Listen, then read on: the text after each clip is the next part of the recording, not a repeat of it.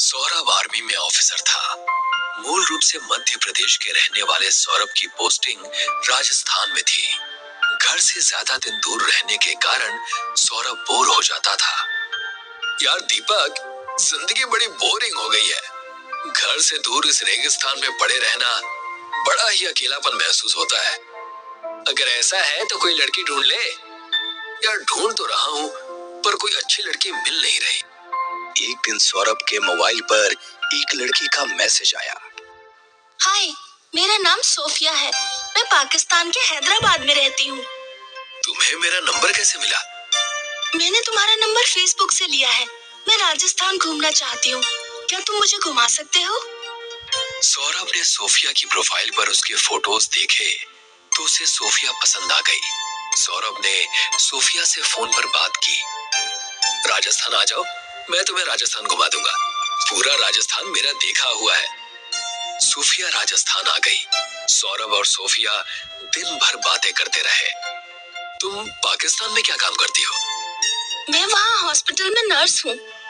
रात में सौरभ और सोफिया कई होटलों में गए, लेकिन किसी भी होटल ने उन्हें रूम नहीं दिया क्योंकि वो शादीशुदा नहीं थे। अब तो एक ही तरीका बचा है कि हम दोनों अलग अलग कमरा ले लें। नहीं, मुझे तो तुम्हारे साथ ही ठहरना है। होटल में रूम नहीं मिलता तो हम कहीं और ठहर जाते हैं। तभी उन्हें खंडहर दिखाई दिया। उन दोनों ने वही रात बिताने का फैसला किया। सोफिया जमीन पर बैठ गई और सौरभ उसकी गोद में सिर रखकर लेट गया।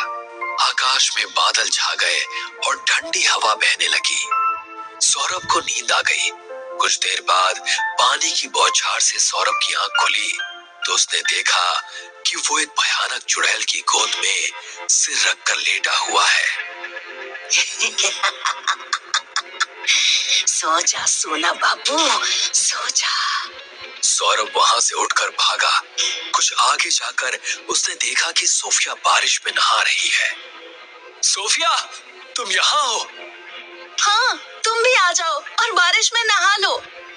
मैंने एक चुड़ैल को देखा। सोफिया जोर से हंसने लगी। तुम पागल हो गए हो। सोफिया ने सौरभ के पास आकर कहा, मैं तुमसे शादी करना चाहती हूँ। सोफिया ने राजस्थान में किराए पर एक रूम ले लिया और कुछ दिनों के लिए वो वहीं रुक गई। सौरभ अक्सर उससे मिलने जाने लगा। एक दिन सोफिया ने सौरभ से पूछा, अपनी जॉब से रिलेटेड कोई भी बात मैं तुमसे शेयर नहीं कर सकता? क्या तुम्हें मेरे ऊपर भरोसा नहीं? नाराज मत हो सोफिया, मैं तुम्हें बताता हूँ। अब सौरभ जब भी सोफिया से मिलने जाता, सोफिया बातों ही बातों में मिलिट्री में क्या चल रहा है इसकी जानकारी हासिल करने की कोशिश करती। एक दिन सौरभ जब सोफिया के रूम पर पहुंचा तो सोफिया ने उसके लिए ड्रिंक बनाई। क्या बात है, आज तो तुम्हें बहुत प्यार आ रहा है। ये बताओ जानू, प्रोजेक्ट पी क्या है? मैं इस बारे में तुम्हें कुछ नहीं बता सकता। डिपार्टमेंट ने सख्त मना किया है कि इस बारे में अपने परिवार से भी डिस्कस नहीं करना है। प्रेमिका परिवार से बढ़कर होती है। तुम समझने की कोशिश करो, मैं कुछ नहीं बता सकता। सोफिया को अचानक गुस्सा आ गया और सोफिया एक भयानक चुड़ैल में बदल गई और उसने सौरभ को गर्दन से पकड़कर हवा में उठा दिया। बोल, प्रोजेक्ट पी क्या है, वरना जमीन पर आने से पहले ये तो दम तोड़ देगा। सौरभ अपने साथ एक छोटी सी हनुमान की मूर्ति रखता था। सौरभ ने मूर्ति चुड़ैल के सामने कर दी। चुड़ैल गायब हो गई। सौरभ कैंप में पहुंचा। उसका दोस्त दीपक उसका इंतजार कर रहा था। तुम कहाँ थे सौरभ? पूरे डिपार्टमेंट में हल्ला मचा हुआ है। क्या हो गया? हमारी सारी इंफॉर्मेशन कोई पाकिस्तान तक पहुंचा रहा है। सौरभ को जोर का धक्का लगा। दीपक, मैं तुम्हें कुछ बताना चाहता हूँ। सौरभ ने सोफिया के बारे में दीपक को सब कुछ बताया।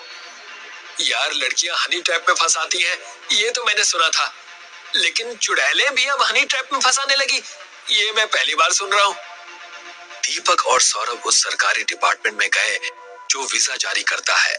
वहां उन्हें बताया गया कि सरकार के पास सोफिया नाम की किसी लड़की की कोई जानकारी नहीं है। लगता है वो भूतनी ही थी जिसने तुम्हें हनी ट्रैप में फंसाया। आगे से हमें सावधान रहना होगा। दीपक के चाचा रामानुज प्रसाद एक वैज्ञानिक थे। वो बेंगलुरु में स्पेस सैटेलाइट्स के पार्ट्स बनाने वाली एक फर्म में काम करते थे। एक बार वो श्रीलंका में वैज्ञानिकों की एक प्रेस कॉन्फ्रेंस में हिस्सा लेने गए। 5 दिन की कॉन्फ्रेंस थी।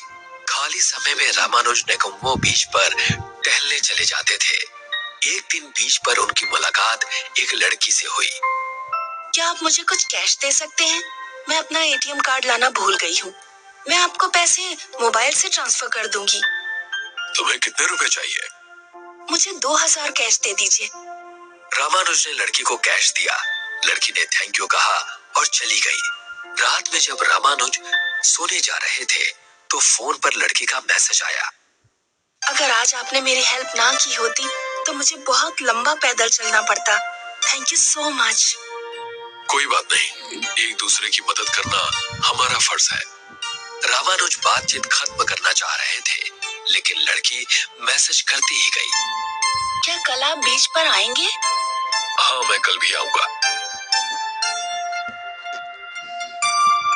आपने मेरा नाम तो पूछा ही नहीं। तुम्हारा नाम सोफिया है। उस दिन तुमने पैसे ट्रांसफर किए थे तो मैंने नाम देखा था। आप काफी इंटेलिजेंट हैं। खैर, साइंटिस्ट हैं तो इंटेलिजेंट तो होंगे ही। क्या आप मेरे साथ मेरे होटल चलेंगे? मेरी एज तुमसे काफी ज्यादा है। मुझे नहीं लगता हमारे बीच कुछ भी हो सकता है। प्यार में उम्र बाधा नहीं होती। दुनिया में ऐसे बहुत से लोग हैं जिन्होंने उम्र का फासला बहुत ज्यादा होते हुए भी शादी की और एक साथ जिंदगी बिताने का फैसला किया।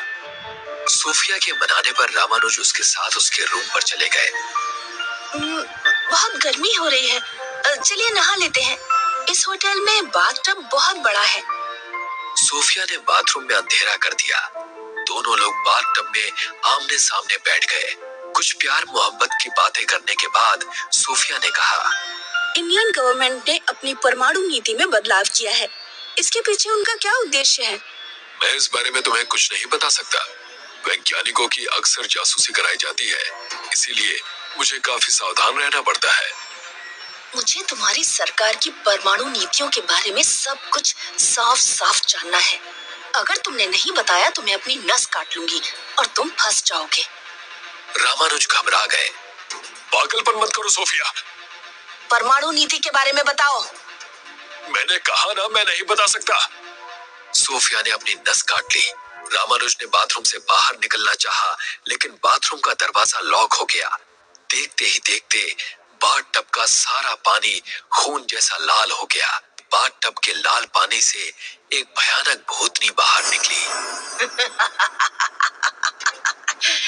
तू यहाँ तो आ गया है, लेकिन वापस नहीं जा पाएगा क्योंकि तूने मुझे इंफॉर्मेशन नहीं दी। भूतनी ने रामानुज को झपटा मारकर पकड़ा और खींचकर बाथटब में खूनी पानी में ले गई। पुलिस रामानुज के पास पहुंची। पुलिस को बाथटब में रामानुज के शरीर के टुकड़े मिले। दिल्ली में राकेश प्रजापति नाम का एक युवा सांसद रहता था।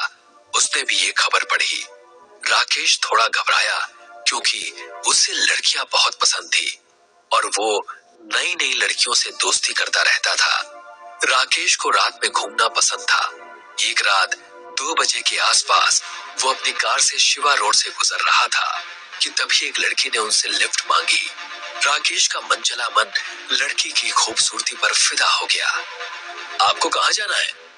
क्या आप मुझे हौज खास तक छोड़ देंगे? हाँ, क्यों नहीं, बैठो। आपका नाम क्या है? मेरा नाम सोफिया है। मैं मैक्स हॉस्पिटल में नर्स हूँ। राकेश को न्यूज़पेपर की खबर याद आई। उसके पसीने छूटने लगे। उसके बराबर में एक सुंदर लड़की बैठी थी, लेकिन फ्रंट मिरर में उसे दिख रहा था कि उसके बगल में चुड़ैल बैठी हुई है। ये मेरा नंबर है। मैं अक्सर कनॉट प्लेस जाती हूँ। अगर आप मुझसे मिलना चाहें तो फोन कीजिएगा। राकेश ने लड़की को हौज खास तक छोड़ा और सीधे पुलिस स्टेशन पहुंचकर इंस्पेक्टर रवि को सारी बात बता दी। ये मामला भूतिया ट्रैप का है। हमें किसी तांत्रिक की मदद लेनी चाहिए। इंस्पेक्टर अपनी जान पहचान के एक तांत्रिक को बुलाकर लाया। उन तीनों ने मिलकर एक योजना बनाई। अगले दिन राकेश सोफिया से मिलने आया। दोनों एक दूसरे से जान पहचान बढ़ाने लगे और दोनों की नजदीकियां बढ़ती गई। एक रात सोफिया ने राकेश से कहा, तुमने यमुना के पास वाला जंगल देखा है? नहीं, मैंने नहीं देखा। चलो, आज मैं तुम्हें वहाँ घुमा कर लाती हूँ। सूफिया राकेश को जंगल में ले गई। कुछ प्यार भरी बातें करने के बाद वो बोली, तुम सांसद हो, तुम जानते हो भारत और अमेरिका के बीच पाकिस्तान को लेकर क्या खिचड़ी पक रही है? नहीं, मैं इस बारे में कुछ नहीं जानता। झूठ मत बोलो, तुम्हारी केंद्र के मंत्रियों से जान पहचान है। ऐसा हो ही नहीं सकता कि तुम्हें विदेश नीति की भनक ना हो। मैंने कहा ना, मुझे कुछ नहीं पता। सोफिया की आंखें गुस्से से लाल हो गईं। सोफिया हवा में उड़ी और एक पेड़ की डाली पर जा बैठी। उसने राकेश के मुंह पर एक काला कपड़ा फेंक दिया। राकेश ने जब कपड़ा हटाया तो उसने देखा पेड़ पर एक भूतनी बैठी है जिसके हाथ में फांसी का फंदा है। तूने इन्फॉर्मेशन नहीं दी, अब मैं तुझे फांसी पर लटकाऊंगी। भूतनी ने राकेश के सिर में फांसी का फंदा फेंका और टहनी से कूदकर राकेश को फांसी लगा दी। राकेश छटपटाने लगा। तभी इंस्पेक्टर और तांत्रिक वहां पहुंच गए। तांत्रिक ने चुड़ैल के मुंह पर भस्म मारी। दोनों ने चुड़ैल को जलाकर मार दिया। बाद में रिसर्च करने पर पता चला कि 20 साल पहले एक पाकिस्तानी लड़की जासूसी करने भारत आई थी। उसने कई जवानों और वैज्ञानिकों को अपने जाल में फंसाया। जब सरकार को इस बारे में पता लगा तो सरकार ने उस लड़की को फांसी दे दी। उसी लड़की की आत्मा चुड़ैल बनकर लोगों को हनी ट्रैप में फंसा रही थी। ये बात है 1995 की। गोरखपुर शहर के सिटी हॉस्पिटल में सुनीता नाम की एक नर्स काम करती थी। एक रात वो हॉस्पिटल में होती है और उसकी नाइट ड्यूटी लग जाती है। वे अपने पति हेमंत को फोन करती है। हेमंत, आज मेरी नाइट ड्यूटी लगी है, मैं आज हॉस्पिटल में ही रहूंगी। खाना खा लेना और आराम से सो जाना। ठीक है सुनीता, तुम भी अपना ख्याल रखना। सुनीता फोन रखती है और देखती है कि एक इमरजेंसी केस आया है और मरीज की हालत बहुत ही खराब है। डॉक्टर महेश उस पेशेंट को आईसीयू में ले जाते हैं। सुनीता भी उनके साथ जाती है। पेशेंट की हालत बहुत ही ज्यादा खराब है सुनीता, हम बचा नहीं पाएंगे। महेश कोशिश करते हैं लेकिन उस पेशेंट को बचा नहीं पाते। इनके घर वालों को इन्फॉर्म कर दो सुनीता। जी डॉक्टर। महेश और सुनीता आईसीयू से चले जाते हैं। आत्मा लाश को देखकर हंस रही होती है।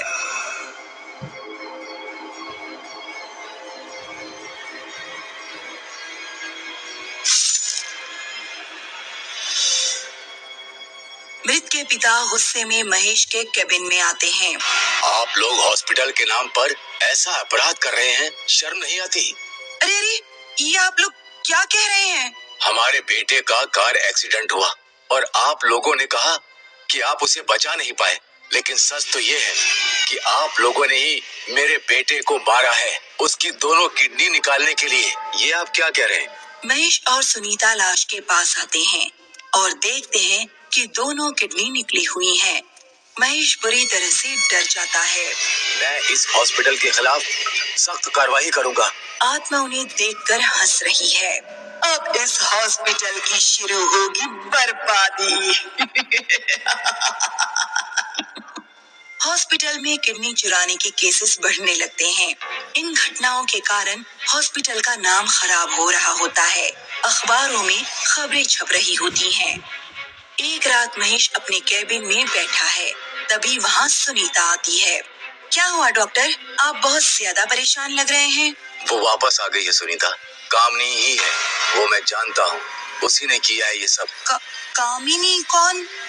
तुमने 1 महीने पहले ही ज्वाइन किया है ना। तुमसे पहले मुझे कामनी असिस्ट करती थी। वो एक होशियार नर्स थी, लेकिन वो एक मोहित नाम के लड़के से प्यार करती थी जिसका हॉस्पिटल में बहुत आना जाना था। मोहित ने प्लान बनाया कि क्यों ना वो किडनी की तस्करी करे। प्यार में कामनी सही गलत भी भूल गई और मोहित के कहने पर किडनी की तस्करी करने लगी। एक दिन उसका ये सच सामने आ गया। मोहित और उसकी सारी गैंग को गिरफ्तार।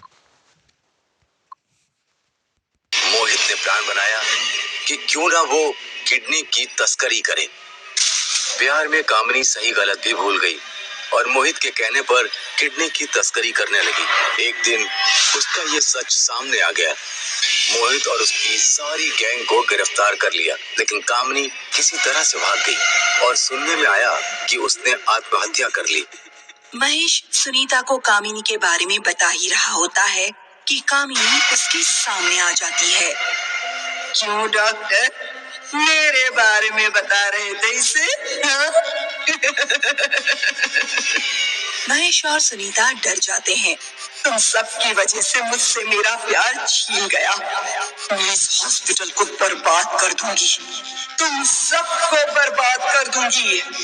जो कुछ भी हुआ उसमें तुम्हारी गलती है। तुमने किडनी बेचने का अपराध किया, जिसकी सजा तुम्हें मिली। कामिनी को इस बात पर गुस्सा आ जाता है और वो महेश को जोर से चांटा मारती है और उसके सिर से खून बहने लगता है। देर रात हॉस्पिटल में एक मरीज आता है जिसके पेट में बहुत दर्द हो रहा होता है। वो मरीज डॉक्टर महेश के कैबिन में आता है। इस हॉस्पिटल का इतना नाम खराब है, लेकिन क्या करूं, पेट दर्द हो रहा है और यही हॉस्पिटल घर के पास है। जल्दी से दवाई लेकर निकल जाता हूं यहाँ से। डॉक्टर, पेट में बहुत दर्द है, ठीक से चला भी नहीं जा रहा है। मरीज देखता है कि सुनीता डॉक्टर के सिर पे दवाई लगा रही है। अरे, ये क्या हो रहा है डॉक्टर साहब को? वो गलती से पैर फिसल गया डॉक्टर का। आइए मैं आपका चेकअप कर देती हूँ। किडनी निकालने का वक्त आ गया है।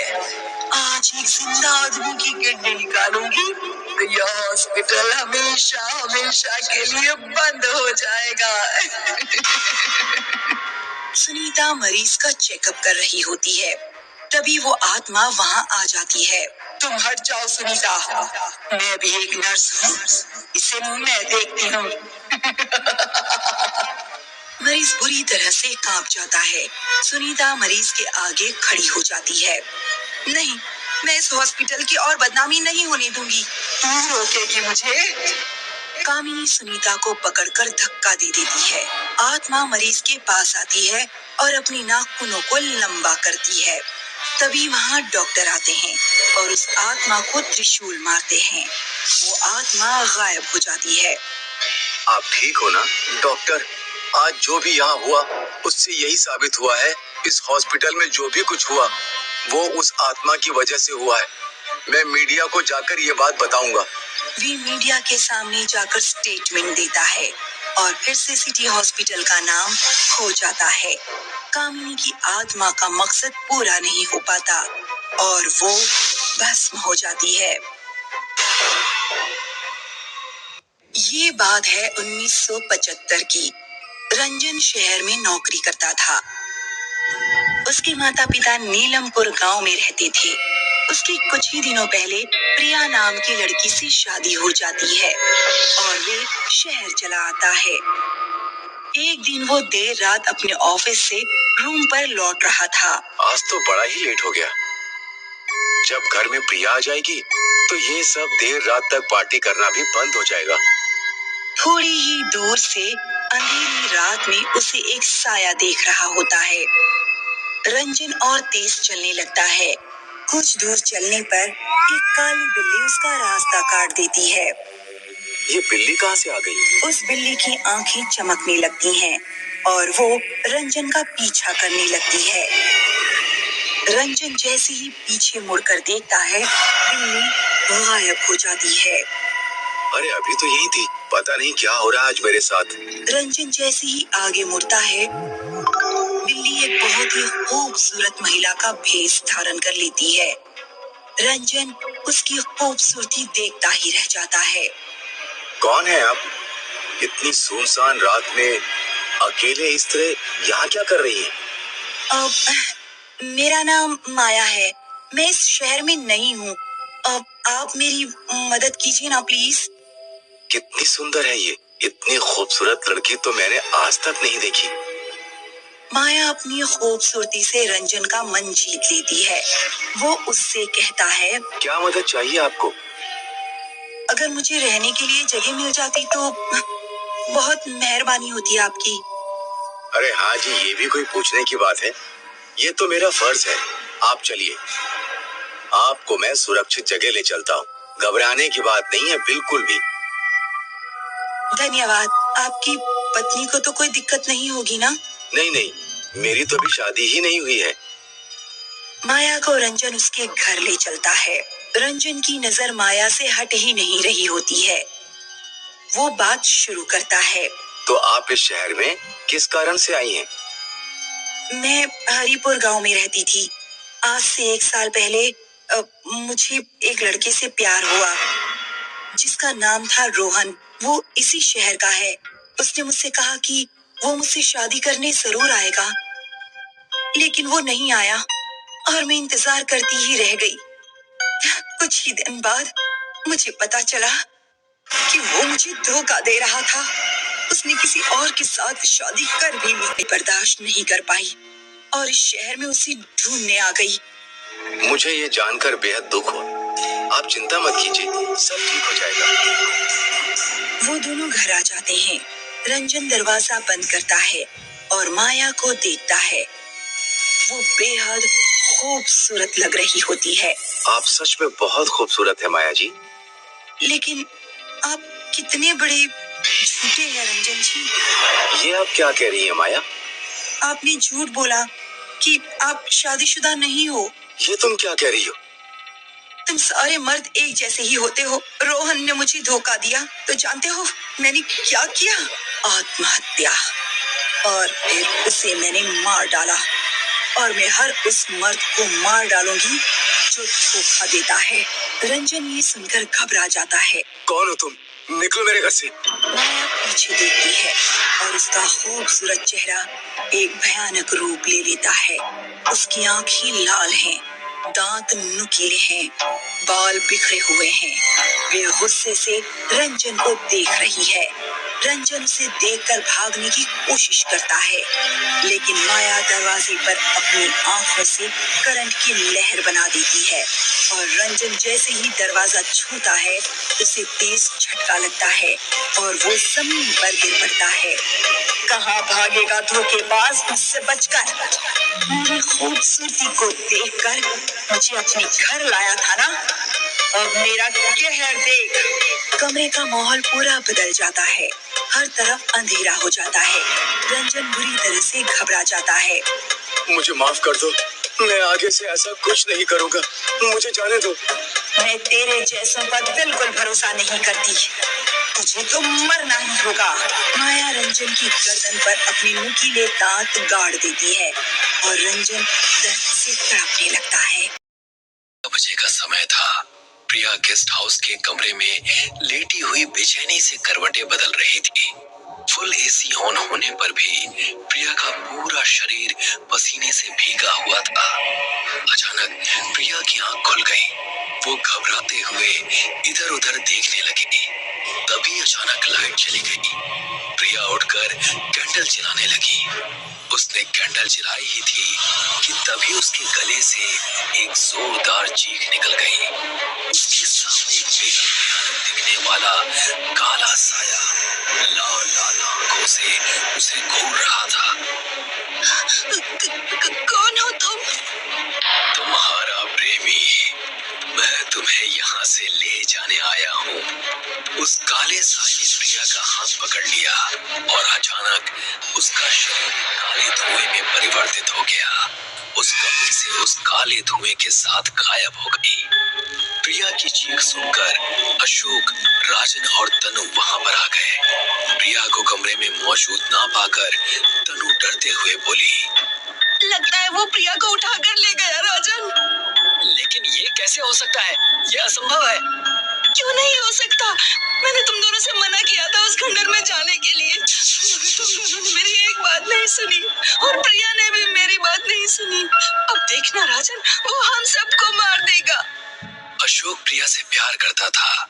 वो प्रिया को पागलों की तरह ढूंढने लगा, लेकिन प्रिया होटल में कहीं भी नहीं मिली। अशोक राजन और तनु की ओर देखकर क्रोधित अवस्था में बोला, आखिर प्रिया कहाँ जा सकती है? प्रिया को वही शैतान उठा कर ले गए हैं अशोक। आज अमावस की रात है। उस तांत्रिक ने कहा था कि वो शैतान प्रिया को उठा कर ले जाएगा। मैं उस शैतान के पंजे से प्रिया को आजाद करा कर लाऊंगा। पागल हो गया है क्या? इतनी मुश्किलों से तो हम पाकिस्तान के बॉर्डर से निकलकर यहाँ तक आए हैं। पाकिस्तान की आर्मी हमें जिंदा नहीं छोड़ेगी, और अगर उस खंडहर तक तू पहुंच भी गया तो वो शैतान तुझे जिंदा नहीं छोड़ेगा। मैं प्रिया से प्यार करता हूँ, भला मैं उसे मुसीबत में कैसे छोड़ सकता हूँ? भले ही वो खंडहर पाकिस्तान के इलाके में क्यों ना हो, मैं वहां जाऊंगा और गदर मचा दूंगा, लेकिन प्रिया को कुछ नहीं होने दूंगा। तू अकेला नहीं जाएगा अशोक, मैं भी तेरे साथ आऊंगा। राजन सही बोल रहा है अशोक। सिर्फ राजन ही नहीं बल्कि मैं भी तुम्हारे साथ चलूंगी। वो तीनों एक कार के अंदर बैठ गए। अशोक ने कार को सुनसान सड़क की ओर दौड़ा दिया। वो तीनों पाकिस्तानी बॉर्डर से बेहद नजदीकी किसी गांव के गेस्ट हाउस में ठहरे हुए थे। अशोक ने बॉर्डर से थोड़ी ही दूर पहले कार को रोक लिया। वो तीनों बड़ी चालाकी से झाड़ियों को पार करते हुए बॉर्डर को पार कर गए और एक घने जंगल के अंदर घुस गए। तभी तनु चीखती हुई बोली, देखो, ये वही खंडर है जहां हम तीनों पाकिस्तानी सैनिकों से बचने के लिए छुपे थे। उन तीनों ने देखा कि उस खंडहर के अंदर अजीब सी दिल दहला देने वाली आवाजें पूरे जंगल में गूंज रही थी। तुम दोनों यहीं रुको, मैं जाता हूँ। अशोक ने इतना कहा ही था कि तभी एक तांत्रिक की आवाज अशोक के कानों में टकराई। तू फिर बोल कर रहा है बच्चे? तुझे मैंने पहले भी चेतावनी दी थी कि उस खंडहर के अंदर मत जाना। वो खंडहर शापित है। हम उस खंडहर में कोई पार्टी करने के लिए नहीं गए थे, बल्कि पाकिस्तानी सैनिकों से छुपने के लिए गए थे। अगर वो हमें देख लेते तो मार डालते। लेकिन अगर तू आज अमावस की रात में खंडहर में जाएगा तो वो तुझे मार देगा। आखिर कौन है वो शैतान जिसकी दहशत से ये सारा का सारा इलाका कांपता है? मैंने देखा था कि पाकिस्तानी सैनिक भी इस खंडहर को खौफ भरी नजरों से देख रहे थे। भारत और पाकिस्तान का बंटवारा होने से पहले ये खंडहर किसी जमाने में महल हुआ करता था, और इस खंडहर का मालिक एक अंग्रेज था। कहते हैं कि वो अंग्रेज हमेशा के लिए अमर होना चाहता था, और अमर होने के लिए उसने शैतान की पूजा करना भी आरंभ कर दिया था। अनगिनत लोगों की बलि वो शैतान को चढ़ाने लगा था कि फिर एक दिन शैतान उसके सामने प्रकट हुआ, और उस अंग्रेज के सामने उसने एक शर्त रखी कि वो हजारों साल तक जी सकता है, लेकिन एक दानव के रूप में। तभी से ये पूरा इलाका वीरान हो गया। जब मैं प्रिया को पाकिस्तान से छुड़ाकर हिंदुस्तान ला सकता हूँ, तो मैं प्रिया को उस दानव से भी छुड़ाकर यहाँ ला सकता हूँ। इतना कहकर अशोक दौड़ता हुआ उस खंडहर के अंदर प्रवेश कर गया। अशोक को अकेले जाता देख तनु और राजन भी उसके पीछे पीछे खंडहर के अंदर चले गए। उन तीनों ने खंडहर के अंदर कदम रखा ही था कि तभी तनु का शरीर हवा में उड़ गया। तनु हवा में पूरी तरह से घूमने लगी, और घूमते घूमते उसका सर एक पत्थर से टकराया। तनु एक चीख के साथ वहीं शांत होकर गिर पड़ी। ये तुम्हें क्या हो गया तनु? मगर तनु मर चुकी थी। अब वहां राजन और सिर्फ अशोक ही थे। तभी उन दोनों के कानों में प्रिया की आवाज टकराई। अशोक और राजन के सामने प्रिया खड़ी थी। प्रिया की आंखें इस वक्त बिल्कुल नीली थी, मानो उसके शरीर पर किसी और ने कब्जा कर रखा हो। प्रिया को देखकर अशोक के दहशत से रोंगटे खड़े हो गए। राजन, लगता है प्रिया के शरीर पर उसी शैतान ने कब्जा कर लिया है। नहीं अशोक, ये सिर्फ उस शैतान का भ्रम है। ये तुम्हारी ही प्रिया है। मेरी तनु तो अब इस दुनिया में नहीं रही, लेकिन तुम अपनी प्रिया को बचा लो। जाओ, प्रिया को अपनी बाहों में भर लो। ये तू कैसी बातें कर रहा है? कहीं तू पागल तो नहीं हो गया? मैं कोई पागल नहीं हूँ अशोक, मैं अपने होशो हवास में बात कर रहा हूँ। अपनी प्रिया को बचा ले। तभी प्रिया बिल्कुल सामान्य हो गई। प्रिया को देखकर अशोक का दिल पिघल गया। अशोक प्रिया से प्यार करता था। कुछ दिन पहले प्रिया को कुछ पाकिस्तानी आतंकवादी अपहरण करके उसे पाकिस्तान ले गए थे। और अशोक प्रिया को छुड़ाने के लिए अपने दोस्तों के साथ पाकिस्तान पहुंच गया था। वो पाकिस्तानी सैनिकों की नजर से बचते हुए एक भयानक खंडहर में छुप गया। उस भयानक खंडहर में एक शैतान का राज था और प्रिया इस वक्त उसी शैतान के कब्जे में थी। अशोक प्रिया के नजदीक पहुंच गया, मगर तभी प्रिया का चेहरा बेहद भयानक हो गया और उसने एक जोरदार धक्का अशोक को मारा। अशोक किसी से टकरा कर गिर गया। अशोक की नजरें जैसे ही टकराने वाली वस्तु पर पड़ी, उसकी आंखें हैरत और दहशत से फटी की फटी रह गई। वो राजन की लाश थी। अशोक ने जैसे ही नजर उठाकर देखा तो राजन खड़ा हुआ अशोक की तरफ देखकर रहस्यमय अंदाज में मुस्कुरा रहा था। ये तो राजन की लाश है, तो फिर तुम कौन हो? और अगर तुम राजन हो तो फिर ये कौन है? तभी राजन का चेहरा बेहद भयानक हो गया। उसके सर पर दो बड़े बड़े सींग निकल आए और उसका सर काले बदले में परिवर्तित हो गया। तेरे दोस्त को तो मैंने 2 दिन पहले ही मार दिया था। इसका मतलब इन 2 दिनों में हमारे साथ राजन नहीं बल्कि तुम थे। हाँ, मैं था। तुम्हारी दोस्त तनु ने तुम्हें चेतावनी दी थी कि इस खंडहर में मत आना, और उस तांत्रिक ने भी तुम्हें चेतावनी दी थी, मगर तुम नहीं माने। वर्षों से मेरी आंखें इस खंडहर में किसी इंसान के आने का इंतजार कर रही थी, और इस खंडहर में एक नहीं बल्कि 4 इंसान आए। राजन का खून पीकर मुझे इस खंडहर से बाहर जाने की शक्ति मिल गई, और अब मैं तुम्हें और प्रिया को मारकर तुम्हारा भी खून पीऊंगा, और फिर मैं जीवित हो जाऊंगा। इतना कहकर उसने प्रिया का गला कसकर पकड़ लिया। प्रिया के ऊपर अब सम्मोहन टूट चुका था। अशोक जैसे ही उसे बचाने के लिए आगे बढ़ा, वो हवा में उड़ गया। तभी वही तांत्रिक उस खंडहर में घुस आया। उसने अपनी झोली से एक सफेद पाउडर निकालकर उस दानव के मुंह पर मार दिया। दानव पीछे हट गया। यहाँ से निकल जाओ। ये क्या कर रहे हैं आप? मैं वैसे भी बूढ़ा हो चुका हूँ। मैं इसे मार तो नहीं सकता, लेकिन इसे रोक जरूर सकता हूँ। अब ज्यादा सोचो मत, निकल जाओ यहाँ से। नहीं बाबा, मैं एक भारतीय हूँ, और भारतीय किसी को भी मुसीबत में छोड़कर नहीं भागते। क्या इस दानव का कोई अंत नहीं? तांत्रिक ने अपनी झोली से एक चाकू निकालकर अशोक की ओर फेंका।